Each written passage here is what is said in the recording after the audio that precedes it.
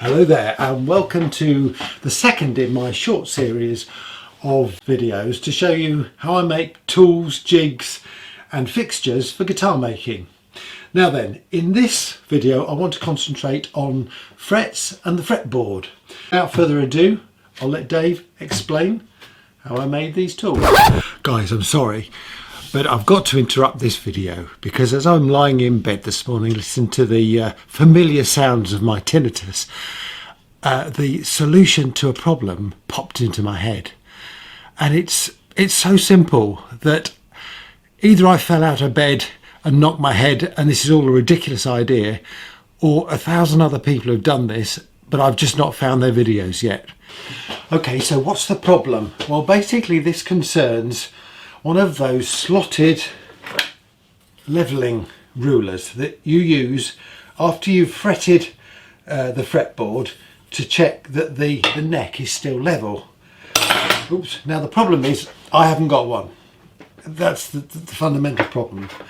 The second problem is, yes, you can buy these things and they're very good, I'm sure, but they only work for particular scales of guitar. So you may get a ruler with two scales on one side and one on the other, the slots cut for the appropriate scale. But what if you're doing a long neck bass or something like that? You need to have a different scale and probably a different ruler, so you probably end up with a lot of them. So I've seen people make their own, taking one of these sort of standard rulers and cutting slots in, either with a file or with a angle grinder or something like that. The problem I have with that is that these are very often not level themselves. In fact, these aren't. This caused me a lot of trouble in the past, so much so that I actually invested in one of these machined straight edges, so that I could guarantee that this is that this is absolutely flat. This is a Veritas one from Axminster. But of course this has got no slots in it for frets and I'm not prepared to cut slots in it. So how do you get around this problem? Okay, so let's just step back a little bit and just consider this problem. Now then, in producing your neck, you're going to make sure that the top of the back of the neck is going to be flush before you put the fretboard on. And once you put the fretboard on and you've radiused it, you're going to make sure that that is level before you start anything else. Now, so the problem arises when you start banging the frets in, because effectively what you're doing is putting wedges in all of these slots, and the effect of that is that you could introduce a back bow on the neck, so that when you've got your fretted neck, it's no good putting your level on the top of the frets, A, because we don't know if the frets are level, and B, we can't actually get through and touch the wood, which is where the slotted fretboard comes in. But now then, think about it. In order to check there's no back bow, we only need to measure at 3 points on this neck. One about there, and one in the middle. And that's where my idea comes in. Okay, so first off, you need 3 bolts all the same length, and that's important. So here's my 3 bolts. I've drawn 2 lines. They're supposed to be 27mm long. So I've got a straight edge here. I'm just going to push those all up to the line there. Get this other straight edge here and put that on the top. And that tells me that all of those 3 are exactly the same length. Next, you need a piece of hardwood that's going to be fairly rigid. Now this has been cut from the back of my Great Guitar build-off guitar neck. So it's sapele and it's quite tough, and it's a bit of a daft shape, so it'll go to waste if I don't use it on something. So what I need from this is just a strip of wood. So I'm going to cut it off at the headstock end. And then I'm going to cut about 1 inch wide or 25mm strip from it. So I'll get on with that. Now the beauty of this idea is that ironically none of these cuts that I make, or indeed this piece of wood, needs to be absolutely straight or level. It just needs to be quite solid. So I'm just going to cut it there. Just take it to the bandsaw. Okay, so I've got my strip of sapele, got a neck, so what I need to do now is mark where I want to drill the holes for the bolt. So I'm going to put one about there, one just about there, and then I'm going to pick one in the middle about there. You can see this isn't particularly scientific, but I think the results will be pretty good. Anyway, what I need to do now is drill some holes in there for these bolts to fit in. Now I'm not going to use the actual nuts with these bolts, so what I need to do is drill a hole that's just slightly smaller than the bolt so it can create a thread in the wood. Now, I'm using a drill press, but if you've got a normal drill, just make sure you go straight in. Now I need to screw these bolts into this piece of wood. Now I've used bolts for two reasons. One, they've got quite a nice flat head which isn't going to mark the fretboard, hopefully. And two, the thread is very fine, so you've got more control over how far in or out it is, and that's going to be quite important in this process. Anyway, let's just get that through there. Right, now then, let's see how we use this thing. Let's look at a couple of different ways that we can use this. The first way is when I've already got the fretboard done and fretted and I need to know whether it is actually level or not. I can use my level here to set these screws so that they're all at the same level. I'm going to do that by holding it against my straight edge and just adjusting the middle one until they balance. You can hear it clicking. It's a bit like a reverse fret rocker, if you like. So I'm just going to screw that one in a little bit tighter until that stops rocking.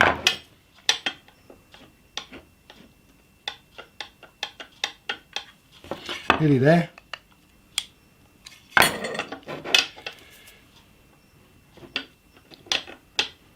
Yep, there we are.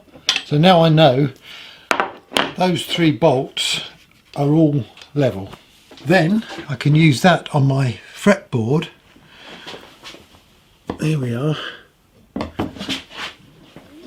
To check that the fretboard's level. Now, and there we have it. Can you hear that?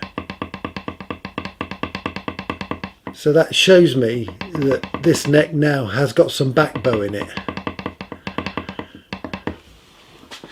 This is the first time I've done this actually. I wasn't sure if it would work, but I'm quite pleased with that.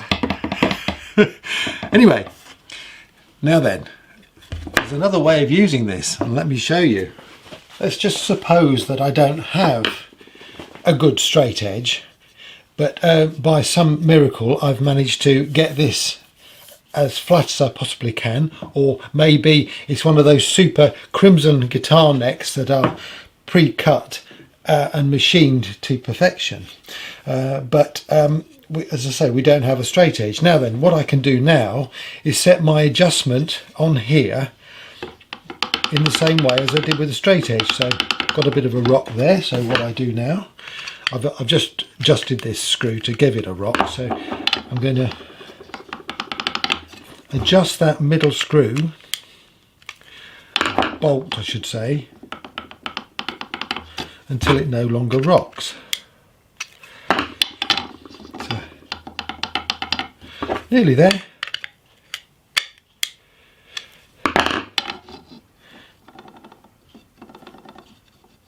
There we are. Maybe just slightly up in the middle. You can do it by feel much easier than you can do it by sight. Now then, the beauty of this approach is what we can do is check that it's level by simply turning this over, and that then should be level on that side as well. because all of those bolts are the same length. But in actual fact, there is a bit of movement in that. So that implies that in fact this neck is not level. So let's just check that. This isn't the easiest thing to film, but let me see, hopefully you'll get the gist that it actually drops down towards the headstock, so this fretboard is certainly not level. I'll be honest, this is where I do start to doubt my sanity, and perhaps one of you guys out there can help me with this. But basically I've adjusted this so that the heads of these bolts are level on this guitar. There's no rocking on that. If I turn it over, it tells me that this neck isn't level, and in actual fact if I look at the level, it slopes off a little bit towards that end. Now then, however, if I put it on my straight edge, then if I look underneath here, I can see that the middle bolt is slightly higher. If I turn it over, there's no rock at all. No rock at all. And all of those bolts are touching the straight edge. So I'm at a bit of a loss why that would be, unless my flat edge there is not so flat as it used to be, but it looks alright. Anyway, that's an interesting experiment, but it did highlight the fact that that neck is not quite right. Now then, just going back to this, if you've got your neck absolutely flat and you make the adjustment there, what you need to do then is just put this to one side, and then when you put the frets in, put that back on the neck just to double check that it hasn't introduced any sort of back bow or front bow. It's unlikely it's going to bend forward, it's likely to go bend back. But I think that this actually solves the problem. I'd be really interested to see what you think. Please leave a comment below. Anyway, back on with the rest of the video. How I make my radiusing blocks. Now, this is one of them. Basically, I've got a strip of sandpaper, a strip of 60 grit, piece of ply, piece of hardboard, something that's not too thick that will bend, and a couple of offcuts of wood. This is taken from the end of a bit of MDF, I think. So basically I just glue and screw those there. Also have a bit of foam. This is from packing, and I'll just cut that just to fit in between. Just find that this helps a bit support the wood there. That goes on the top there, that glues there, and that's essentially it. But I'll show you how you get the radius.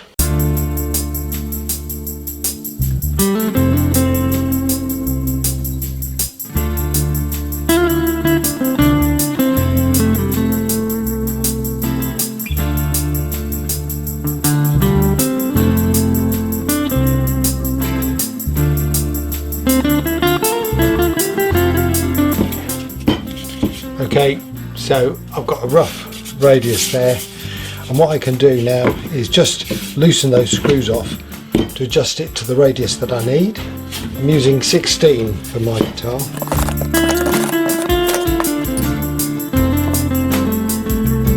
That's pretty good. Now all I need to do is stick the sandpaper on the top. When you're sticking sandpaper on these leveling beams, to be perfectly honest with you, you only need the masking tape on one side. And there we have it, a radiusing beam set at 16 inches. Done. Now then, when you're putting frets in a fretboard with binding, you have to remove some of the tang in order that the fret sits in between the two strips of binding. Now, to do this, you can either get some clippers or to clip that off, some commercial things, or you can make one of these, a fret filer. And I thought I would just quickly show you how I made that one and how it works. So first you need a couple of offcuts. These are a bit of beech from a kitchen cupboard, I believe, and so you need a long piece which is about, I don't know, 8 inches long, 20 centimeters, and a smaller piece to go on the top. So what I'm going to do now is just very roughly mark where the center is of this, and again, it's not that important. So just quickly draw a line down there, draw a line down there, and draw a line down there. Next thing we need to know is what the width of the frets are, and according to this I'm using, well, it looks like it's 2.5 mil. Okay, a 2.5 mil drill bit may not be something you've got lying around, so I'm using a 3 mil drill bit here. You've also noticed that I've cut this down from 6 mil to 4 mil simply because I want the drill to go all the way through, and it wasn't going to go through 6 centimetre, I should say. Anyway, I'm now going to drill a hole straight through that. Now I'm going to carefully cut down to the actual hole from the top. So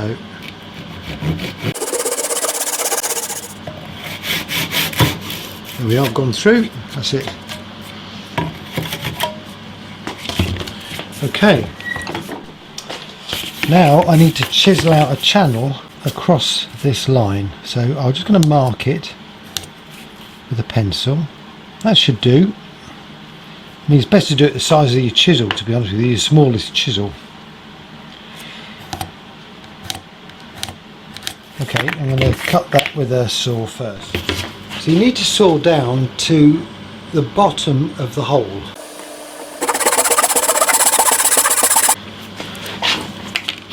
Chisel's wider than my hole. Right, let's do it again. Do another line. You see, I make this up as I go along.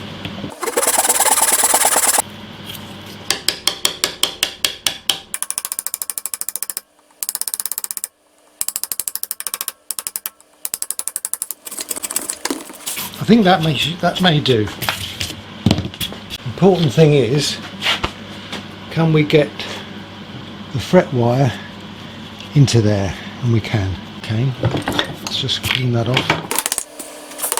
So the fret wire pokes through, so you can just see the tang there. And in fact, I actually need to take that down a little bit lower.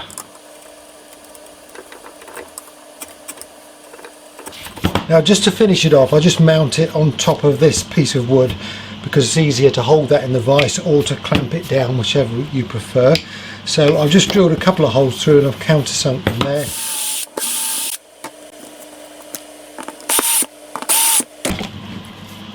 Okay, it's a bit rough and ready, but there we have it. Now then, how do we use it? I'll show you.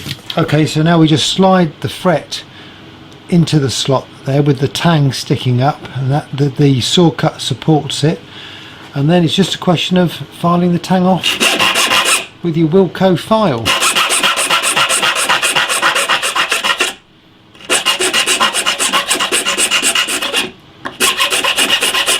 As soon as you start filing wood, you know you've done it. There you go. Works really well. I'll be honest, just about everything I've learnt about dressing frets has been learned from Ben at Crimson Guitars and his video channel, so thank you very much, Ben. Now, just to go through the range of tools that I use.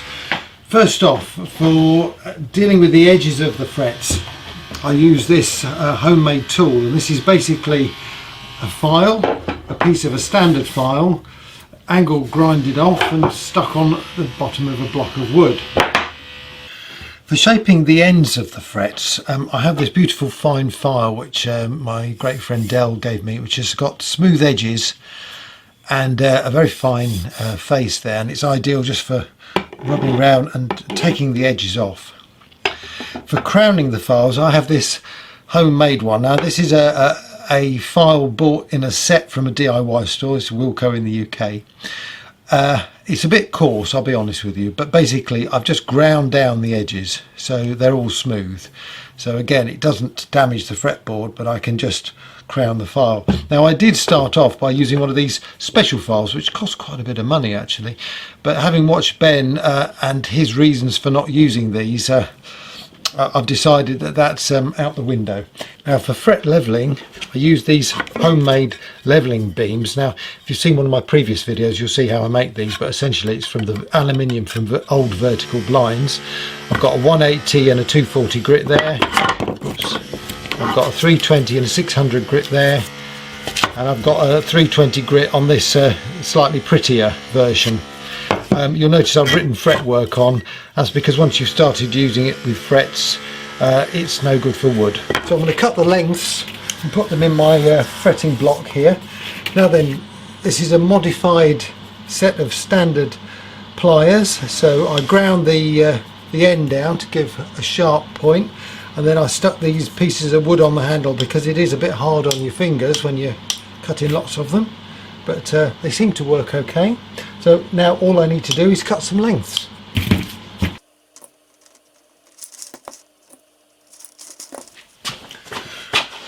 You know, for me, building the jigs and the fixtures and the tools is half the fun of building guitars.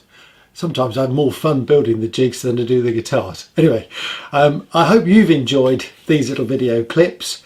If you have, please hit subscribe, give me a thumbs up, and I'll look forward to seeing you soon. Cheers.